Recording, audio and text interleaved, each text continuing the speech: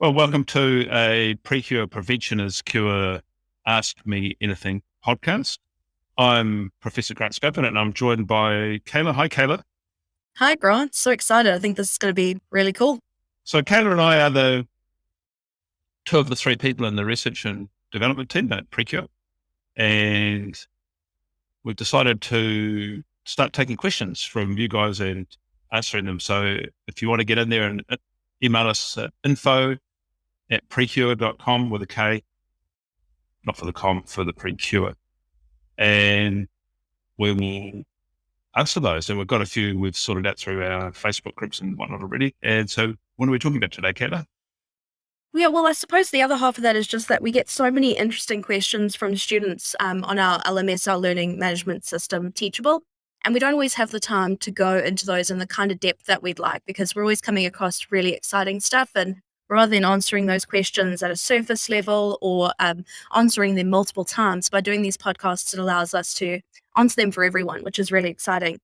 This first podcast is going to just be around some stuff about fasting, so particularly looking at fasting in women. Then we'll move on to a section looking at some low-carb diet controversies, and we'll wrap up with some stuff around pre-diabetes. So really looking at all aspects of metabolic health today. Yeah, well, you can see why we have Kayla and why we've got a great R&D department. If I was just in charge, then this wouldn't actually happen. So fasting, Kayla, let's go. Yeah, so let's jump straight into fasting. I think before we jump into the female-specific questions, I think it's really important that we sort of preface this by that fasting is stressful on the body. There's some stuff that happens, and there's autophagy and there's apoptosis, and that sort of cleans the cells and leads to good results in longevity and making sure that you keep well for long. And I think it's really important to remember that this is a developing field. We don't know everything, especially when it comes to women and women's health. In the nutrition field specifically, we tend to shy away from researching women because, quite frankly, it's quite tricky. You have to control for a lot more things than you have to with men. Ladies, we are more difficult, unfortunately. And the first thing that we're going to talk about is there potentially a specific time of the month that you think it's best to fast for a woman? Grant, what do you think? Well, yeah, I mean, it depends on, fasting takes so many different forms, right? So let's just take a step back and go, well, you could just stop eating for, I don't know, a day or two, or you could do, so that this one flavor, sort of extended fasting. So often I think that 3 and 5 days, it's pretty stressful on the body and potentially can lead to some loss in muscle mass, which is not awesome, but also done infrequently has the potential to be quite beneficial. Yeah, it's pretty stressful. You'd want to be watching a lot of other things. But when we talk about fasting, I think what we're really mainly talking about is time-restricted feeding. So it's not going without food altogether. It's possibly, I don't know, waking up, missing breakfast, having a late lunch or missing lunch as well, and then having an eating window of either just 1 or 2 hours, which would be the harder end of it, or reducing your eating window to 8 to 10 hours, which is still sounds quite big, but it's quite a reduction from what most people are doing. I think, look at populations, the sort of median eating window is about 16 hours for people. So that's the time from when they first ate during the day to when they last ate. And we know if we just reduce from that 16 to that 10 to 12, which was a recent study, then actually people lost some weight without changing anything else that they did around their diet. So there's a study came out recently going, well, intermittent fasting or time restricted feeding like that is no more effective than restricting your calories. It's like, well, no, it's not, but it is a convenient way of restricting calories for some people. There's also there's other various types of things, like people have done alternate day fasting, which seems to be quite popular, not so much in practice, but look at the bulk of the research literature, it's people they do studies where you study every second day. People do it really well, but I don't know how easy that is in practice. And then you're right, this sort of developing field, if you wanted to start a research career in nutrition, then, I mean, this is an open book for my view, especially around, but there's small trials with a small number of people, but what I like to study is the sort of translational and efficiency research. If you approach 100 people and told them about fasting, how many would actually do it? How many would do it for how long? What would the outcomes be? We just know none of that really. like none of it. And so Absolutely. Yeah, and I think that the point that you touched on right at the beginning, the idea of like fasting is such an all-encompassing term. And you often hear people who say you should fast or you shouldn't fast or women must or women mustn't tend to just dump all fasting in the same bracket. I think it's really important to be a critical reader when you're looking at research and understand the method of fasting that's been used. Because yes, if you're doing extended fasts, then the sort of propensity to fall in a severe calorie deficit will definitely go up. I mean, you're not eating for entire days at a time. So if you are a leaner, active woman, then extended fasts more than 24 hours regularly are probably not a good idea because there's already enough stress on the body. Whereas sort of that reducing your eating window down, skipping breakfast, skipping lunch, or skipping dinner is probably a great place to start, more so for those who are metabolically dysregulated. And there's some really great research around specifically women who have PCOS, and it shows that those sorts of people can really benefit from some time-restricted feeding. It helps to increase insulin sensitivity, beg my pardon, and it also helps to regulate some of the sex hormones that are imbalanced with PCOS. yeah, that's a good point. Actually, in one of my classes recently, that was a question that was raised by one of the students. It's like, well, if you can, there's no real difference in calories consumed when you just calorie restrict on purpose or time restricted feeding, then why are we even worrying about promoting it? And what my response to that, which is what I'm going to say again now, is that I think that negates the effects on things like insulin sensitivity and glucose returning back to baseline. And so that extended time allows the body to return to its normal metabolic homeostasis with low glucose, low insulin, and then you start to get into more of a fat burning type zone. So, although you might be able to eat just as little calories or, restrict them in some way by just not restricting the time, but just restricting the calories, you don't get the benefits of returning your glucose and insulin back to normal, which for some people, especially as what do you call them, metabolically dysregulated, which is sort of, I suppose, have the features of metabolic syndrome, they're insulin resistant. It's a big thing. And so let's go back to that thing that you sort of started with, because we never really got there. It's about women in general. And so Yep. I think you mentioned one thing just towards the end there as well. It's like, well, fasting's stressful, so it's going to push up adrenaline, cortisol, that whole HPA axis is going to be activated, and, short acute bursts, that's not too bad. But I suppose if you're already chronically stressed, you're doing a lot of high intensity exercise as well, which is pushing that up again, then, maybe, you're an F45 or a CrossFitter, maybe this, and you've got a busy lifestyle, maybe this time restricted feeding just adds to the overall load of that, and that's probably not a good thing. So I think that's probably, you did right about that. And I think for many women in particular, we forget to talk about stress. And I think, I'm not strictly just a woman, but I think women more than men probably tend to take on, and I'm not condoning this or saying this is the way we should do it, but it's just the way society works out, as women do tend to do more work in the house. There's, just potentially more psychological stress on them running a family and those sorts of things. And so you just adding stress to stress is not a good thing. And when we talk about weight loss and metabolic syndrome in particular, I don't think we talk about that enough, is managing overall stress load. Obviously stress is good, but the dose of stress and the timing between stress is also critical. So that's the first thing that's stressful. Then the second question is, are there times in women's lives, or both in a sort of micro sense, so across menstrual cycles, and a Yep. macro sense across the lifespan, Yes. where fasting might be more beneficial or less beneficial? And you and I have looked into this quite a bit, really. I suppose we've really tried to unpack that literature, and I think you did right. A lot of this work is never done with women for the exact reason that we're talking about. It's like, oh, well, that would confound the results, because we know menstrual cycles and, if you're near menopause and these sorts of things, then things will change, and we don't want our study confounded by that. So look, we just want to use women. Yeah. Yeah.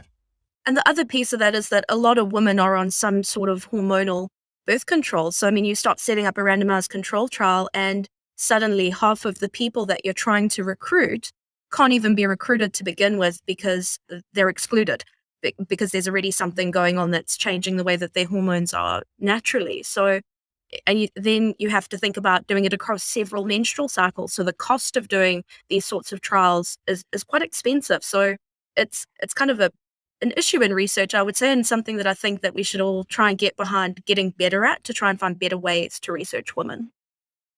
Yeah. Yeah, it's hard, and we're guilty of that ourselves. So, yeah. Okay, so, yeah, in theory, what do I expect to be the case? Well, if you were going to look at metabolic changes across a menstrual cycle, then when estrogen is high, then women tend to be better at burning fat, less craving, slightly lower metabolic rate. And when progesterone is higher, increased metabolic rate, increased cravings, increased propensity to be attracted to sugary food, reduced exercise hormones. So you might, and there's a randomized trial that I think we've both looked at that has nothing to do with fasting or low carb or anything, but just where they had sort of an equivalency study where you randomize to just dieting the whole time or actually just choosing to be strict. When estrogen is high, and I keep confusing the follicular and luteal phases, but I think I'm talking about the follicular phase. So trying hard there. And during the luteal phase where progesterone goes up and estrogen drops off, is to not apply those rules. And they were able to show equivalency there. So it was you're just as effective by trying half the time, which I suppose is a good thing. What do you reckon? Yeah, I think that's really interesting. And I think what we need to do is take a step back and look at the physiology. Like you have, like, what's going on? What is the body trying to do during the follicular phase? Well, it's kind of like in a rest, repair, restore. And whereas in the luteal phase, it's getting ready. I mean, as a woman, your body's gearing up for fertility. It's spending a lot of energy doing that. So there is some research to say that during the follicular phase, fasting is probably more tolerable than it would be in the luteal phase. And I think the reason that a lot of the kind of controversy around fasting in women is this idea that reducing calories could have an impact on two really key hormones, so luteinizing hormone and follicle stimulating hormone. And those are the ones that kind of get you ready to start having your cycle, so to speak. And there was some studies done in the late 80s and early 90s, and what they found really, I mean, these are very small sample sizes, quite some time ago, and not the same kind of fasting protocols. So, I mean, it's heterogeneous. There's different ways of them doing things, so we can't just across the board come to conclusions. But they're saying that really short bursts of fasting, time restricted feeding doesn't really have a big impact on luteinizing hormone and follicle stimulating hormone. And I guess that's a good thing. It means that if you are interested in fasting as a woman, you could probably do it across your cycle, and it's not going to have any real impacts on your menstruation. If you're on an oral contraceptive pill or some other form of birth control, there may be some interactions with that we don't know about. And I think that's when you need to start getting into those N=1 sorts of experiments. Test it for yourself. Is it working for you? Are you finding that if you have a poor night's sleep and then try and skip breakfast and go to the gym, you're not feeling so great?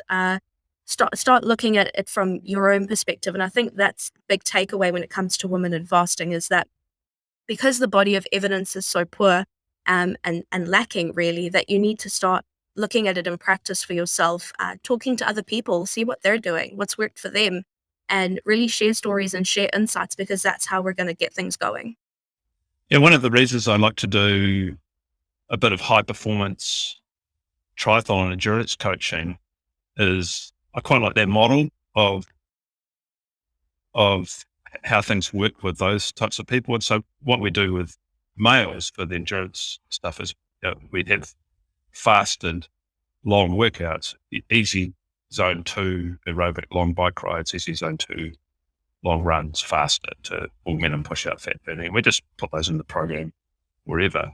But for the woman, I wouldn't do that. I do want to do those workouts, but I want to do them when estrogen's high enough and the resources there to do that, and just flag those all together when that's not the case. So a much more cyclical approach, and that's a much more difficult type of situation to work with. But the athlete model is good because they're prepared to do things that most people wouldn't be prepared to do, which is interesting. Yeah. But also their resource availability and use of those resources is much higher than a normal human.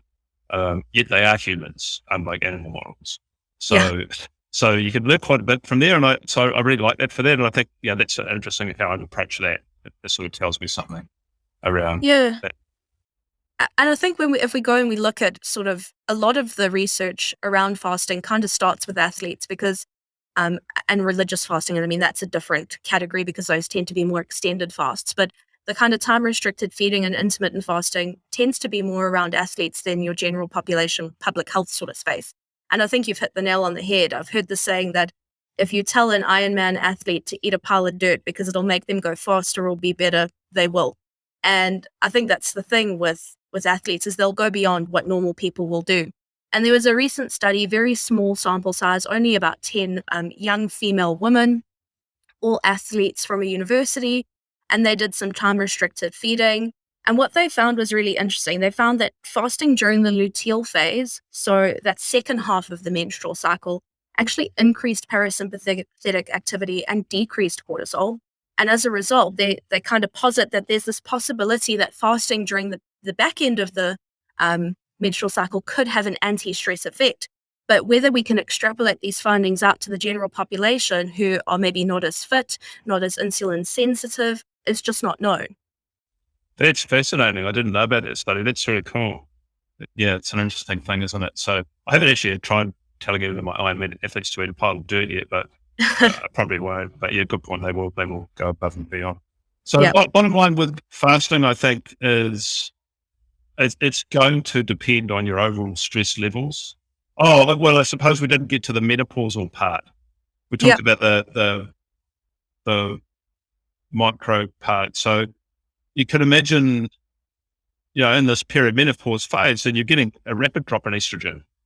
Yes. And so this is part of the problem because for some women, you started to get progesterone being much out of whack with its normal ratio with estrogen, the cessation of normal cycles, but it's, really changeable through this period. And so then you're getting, quite a lot of sympathetic activity, cortisol, adrenaline, you're getting these hot flushes, which is, excessive activation of those systems. And you Yeah. wonder if fasting's just going to push you further over the edge. And I don't know the answer to that, frankly.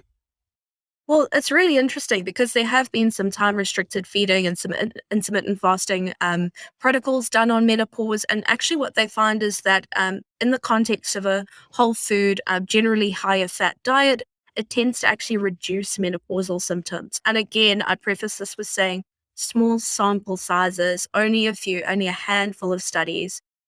So, yeah, it could work. It could be beneficial for you, but again, considering your lifestyle as a woman, are you high stress?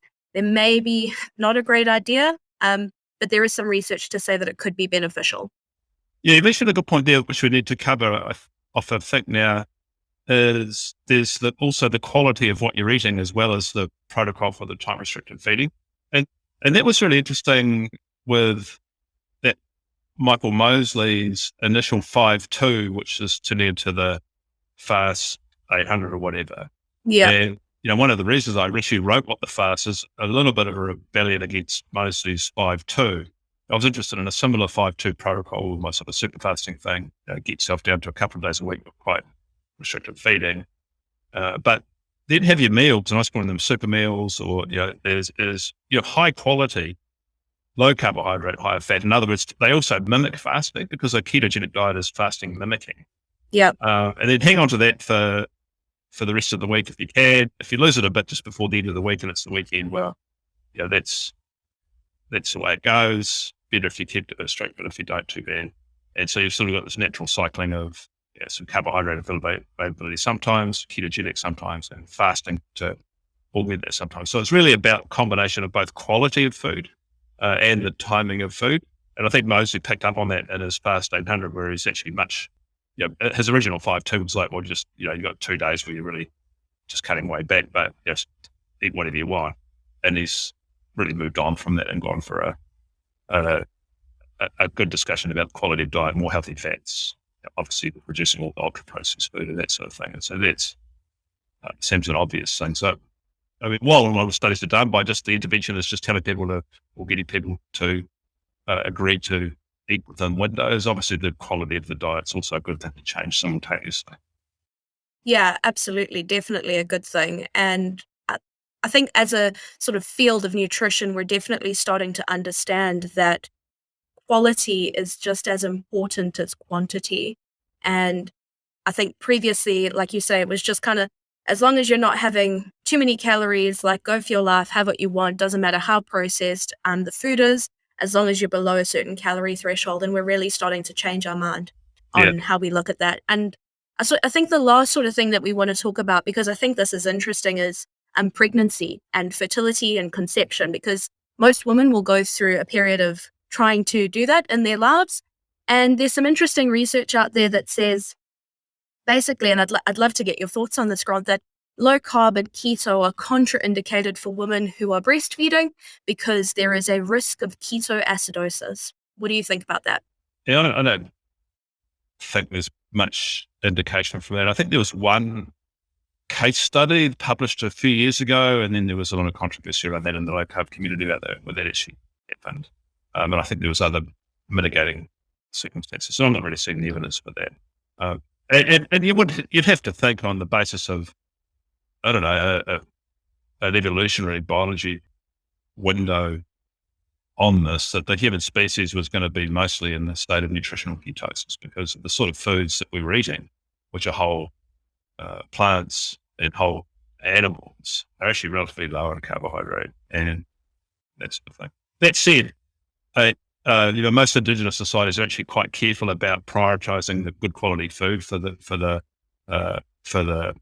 pre-pregnant, the pregnant, and the postpartum woman in societies. There's really good evidence that that's a pretty common practice. Quite a detailed knowledge around food quality and that sort of thing. So that's one thing. I think the second thing I thought the question you're going to ask me was, should we be doing any intermittent fasting pre-pregnancy, during pregnancy, post-pregnancy, which is also an interesting question. Should we talk about that? Yeah, absolutely. And I think some of the sort of therapeutic guidelines that I've seen out there in the sort of nursing journals are saying that post-pregnancy, when you're breastfeeding, you shouldn't be fasting or doing intermittent fasting or keto, because there is this risk of ketosis or ketoacidosis, and then you could potentially make your infant quite sick. And the reason I thought that was quite interesting is because you and I have had a discussion, and we've looked at those curves about how quickly it takes different people to get into ketosis. And actually infants and young children tend to do it quite quickly, which tends to suggest potentially that that's the state that they're meant to be in. Yeah, I think it's neat. This is the early 2000s paper by Gordon Kayla, who was really a fasting researcher across the 50s, 60s, 70s, and 80s, is really pioneer in the era. And though the curve he draws there, and Google that up pretty quickly, is more or less just a representation. It's based on theory and some data. I mean, what you're seeing is that, okay, you starve adults for a couple of days and then they get into deep nutritional ketosis, but it takes them at least 24 hours to get there most of the time. But you leave a newborn or an infant just a couple of hours and they're straight into nutritional ketosis. And so, and a baby exclusively breastfeed, even though human breast milk contains carbohydrate, are in a constant state of mild nutritional ketosis. So, it's probably beneficial. And, this sort of, I know you and I have talked about this idea of feeding your kids on, highly processed, sugary, jarred, canned food is just going to push them out of either getting into that state, which is a bit of a problem. So, yeah. So I also want to talk about this pre-pregnancy idea, because there's a couple of factors that are going each and every way, right? So you go, well, you're getting ready to get pregnant. Why are you trying to restrict resources at any time?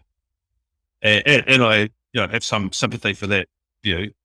There's another view that actually there's a whole lot of women that have various insulin-related issues around the area of getting pregnant. So the PCOS, polycystic ovarian syndrome, is the most common. think it's affecting about 10% of women at least. Yeah. There's other endometriosis and these types of factors. And they actually respond pretty well to a bit of time-restricted feeding and an improvement in the quality of the diet, especially getting the insulin and carbohydrate glucose down. Have you got any comments about that? Yeah, I think you've hit the nail on the head there, is that really the key factor is trying to rebalance those sex hormones and get insulin under control. And that does seem to have a good effect on ability to conceive. Again, very limited understanding in this space. And I think the idea of, oh, well, you're not going to get enough calories in, fasting isn't just about restricting calories. And if you're fasting for the benefit of improving your insulin sensitivity, then it's about being smart with the meals that you are eating to make sure that you're getting enough protein, you're getting enough fat, you're getting enough micronutrients. And women who are trying to conceive should be on prenatal vitamins anyway. So I think it's about not just writing off fasting altogether, but making fasting work for you, because there are so many protocols, there's so many ways to do it. And if you do it in the context of whole food, you can still get sufficient calories and the benefits with regards to better metabolic health. Okay, so I think we'll wrap up the fasting, but probably, I suppose it's during pregnancy bit as well. And I mean, let's just talk about a few things here. Excessive weight gain during pregnancy is good for no one, mother or baby.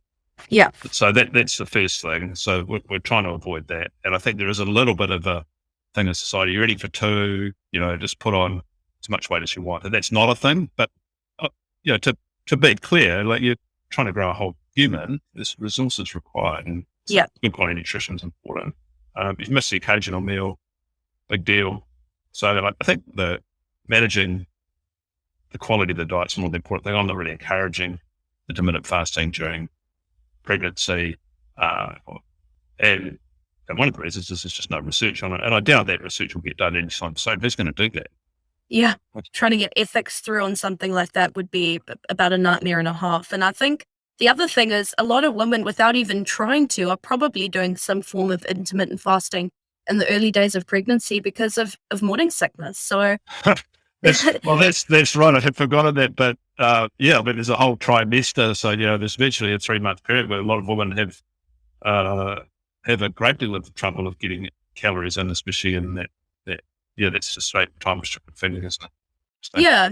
So I think just in that period of time, it's about, like I said, being really clever about what you eat, consulting an appropriate nutritional professional if you need to, getting some advice on how to really pack the meals that you are eating with the most nutrients that you can. There's no need to be intermittent fasting during that time, I don't think. Yeah, right. Okay, so bit of a wrap up of fasting, some key points here.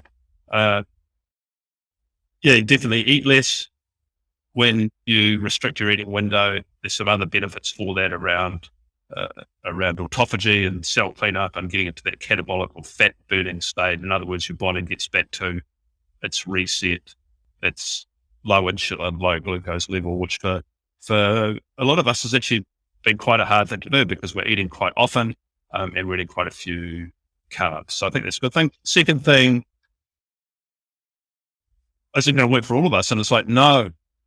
And, forget in all medical procedures and all diets, then, not everything works for everyone. And so to figure out what that on average it works is all very interesting, but does it work for you is even more interesting.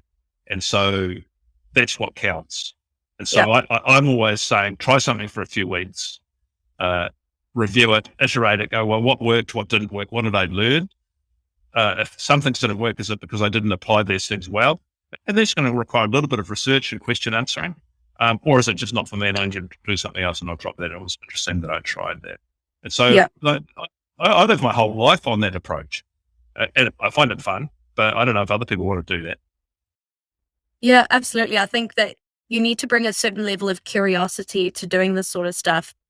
Don't go into it being like, it's the be all and end all. This has to work. Nothing else has worked. If this doesn't work, I'm a failure. It's basically just approaching it with a sort of childlike view of the world. Like, oh, there's this cool new approach to eating. It's called this. These are the kind of guidelines. Let's have at it and see what happens. And then track some stuff. Does your sleeping schedule change? Do you find that your subjective well-being measures are a little different when you fast versus when you don't fast? How's your mental clarity? Are you a nice person at home with your family, or does fasting make you hard to be around? And and ask yourself, like, is this fitting in with my lifestyle? Like, am I getting the metabolic benefits I want, but also is it fitting in with my true values and who I want to be around the people in my life? Yeah, those are all good points. Yeah. So agree with that. And am I no longer nice to be around or pain in the ass? Yeah, that's a good point around that. Although you've got to be careful with the contrary thing to that. It's like, unless I have some junk food, I'm going to be missing out. Unless I had alcohol, I'm going to be missing out, which is not always a true statement. So, yeah. And that curiosity I bring to exercise, to sleep, to the hot and cold stuff, to breathing, and all those lifestyle things that are interesting. Mind you, I suppose it's my job, so there's something. Definitely helps. I think also, but being curious about the things that we do, we can reframe when things don't work. It's not you have failed, or it's just that this potentially hasn't worked for you at this time in your life. And it leaves a little bit more room for being kinder to ourselves when we approach different parts of our lifestyle. Okay, so we're going to wrap up this sort of podcast with this little section around diabetes and pre-diabetes. We've been really interested in this the whole time we've been in the field, Kayla and I, but some interesting children's stuff has come up. We'll talk about that. Yeah, absolutely. So there's two kind of pieces that we want to talk about today. One is a study out of the States that looked at prevalence of prediabetes in adolescents. So that's sort of up to 18 years old. I think that went from the late 90s to sort of the early mid 2000s.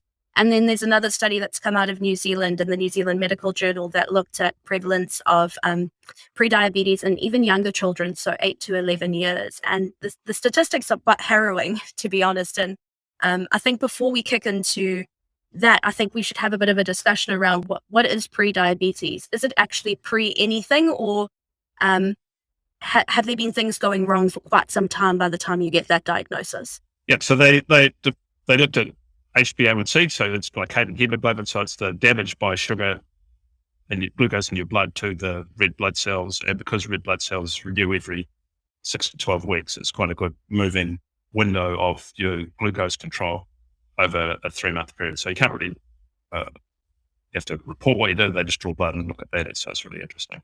And so anything under 40 milligrams per deciliter is considered normal, although, even there's some evidence that risk for various diseases starts when you get above about 35, 36. If you get between 40 and 50, then that's considered pre-diabetes. And if you start to go above 50, that's considered a diagnosis of type 2 diabetes.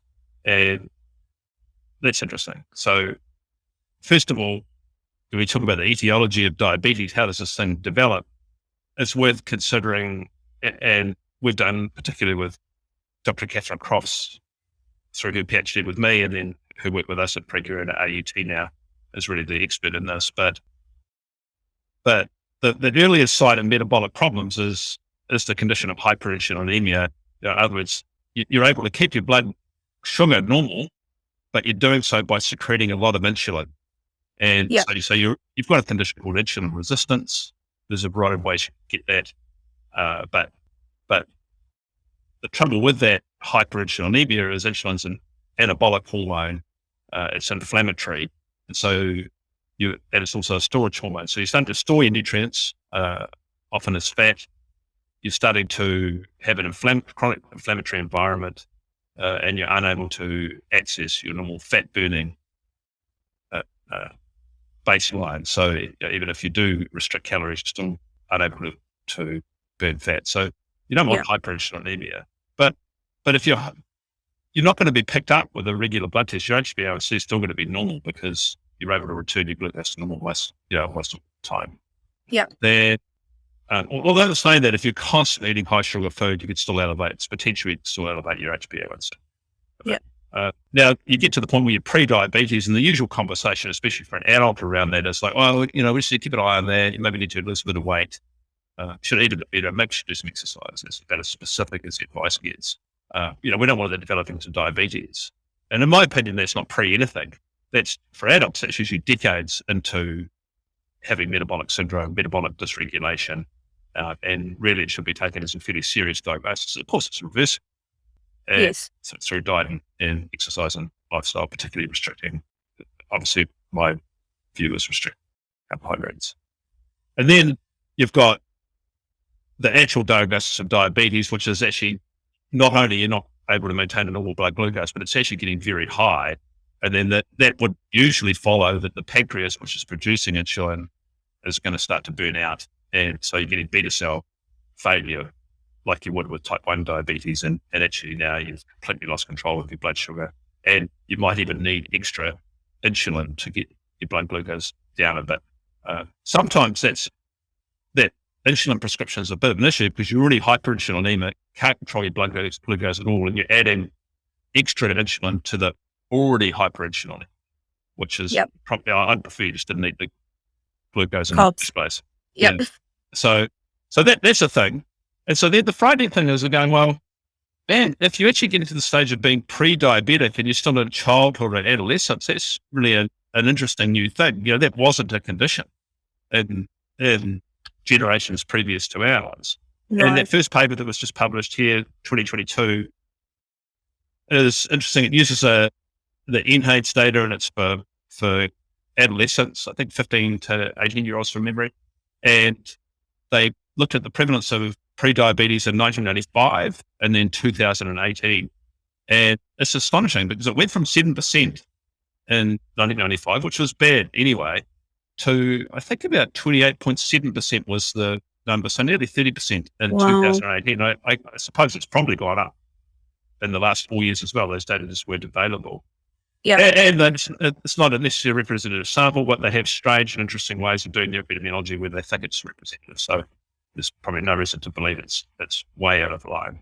So wow, that's but so especially in this part of the world, it's all really that's the US, and okay, no wonder look at them. They're all In and Out Burger and Burger King, and they're supersizing meals and emphasizing the abstract on it. It's like, well, actually, the rest of the world looks pretty similar, frankly. And actually, New Zealand and Australia are interesting because we're pretty fat as well, especially our kids. And so New Zealand has the third highest obesity rate in the developed world, I suppose. That's really, we're behind the US and Mexico, but we're catching them quite fast. There are other countries that are worse, like especially the Pacific countries, Tonga, Samoa, American Samoa, Kiribati, those sorts of places, but they don't generally count in their OECD developed world type thing. So we're not doing that well. And so this is a 2021 paper published in the New Zealand Medical Journal, and they studied 8 to 10-year-olds or 8 to 11-year-olds? 8 to 11-year-olds, so really young kids. And the prevalence of prediabetes there was, it's just a large cross-sectional sample. It's not representative, but it's likely to represent the sort of kids we have. Yeah, so it's about 16%. So they had a sample of about 450 students from a couple of schools, and there was a 16% prevalence. So 71 children in that sample had prediabetes. Yeah, wow. And it was also interesting that the distribution of prediabetes now in this 8 to 11-year-olds wasn't even, especially by ethnicity. So the South Asian group, which is a sort of Indian phenotype, they were something like, what did you say, 30%? 30%, yeah. And then we had Pacific was 27%. Yeah.